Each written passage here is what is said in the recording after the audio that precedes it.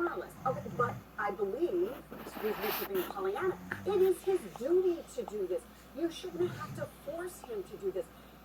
He took an oath to protect and defend. And here he is. He needs to come out publicly and talk about these things, as do other people who spoke with him, or spoke with the president, or who worked for Mike Pence. Well, McCarthy actually talked about this call the day of the attack over on Fox News. I just want to play the clip of what he said then. As this Capitol was being overrun, I called the president, and I talked to the president. I explained to him what was going on right now, and I asked him to go and speak to the American public, speak to these individuals, and tell them to stop. That's all he said.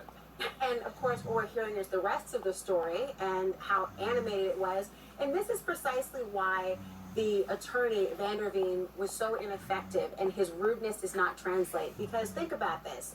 He let it out there and made the statement that he has no idea what the president was doing. He certainly was not doing anything to stop or to hurt this in any way. But in doing so, he has allowed for this sort of information to really undermine the defense case. He's allowed it to linger right now and have this question of credibility of who are you supposed to believe?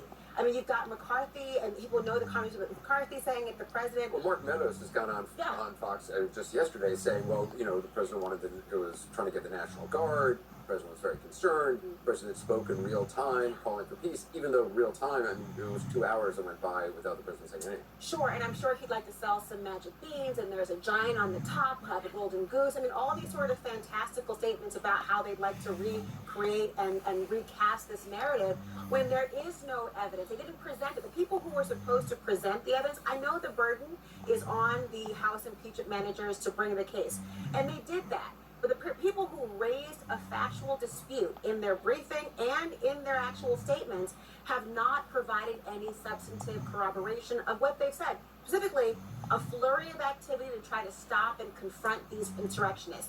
Where is the evidence of that? Where is the information that Trump did anything to stop it? And that same question keeps lingering that Raskin asked. Why did he leave you out to dry? Why did you become sacrificial lambs in his lame duck presidency? They haven't answered that question, and now they have this out there that refutes the thing that they were saying about the rest of the impeachment, that they were the ones who were not credible. They had misinformed, mischaracterized. Sounds like they're the ones that just did that. Well, Ellie, I mean, you were saying even before we knew about this McCarthy exchange that there are the details of it, Jimmy Gangel, you said that the biggest question that needed to be answered is what did the former president know and when did he know? Exactly. So, big picture, the House managers have put on a very compelling case here. Arguably the biggest gap, the only gap in the case is what did the president know and do during those key minutes and hours immediately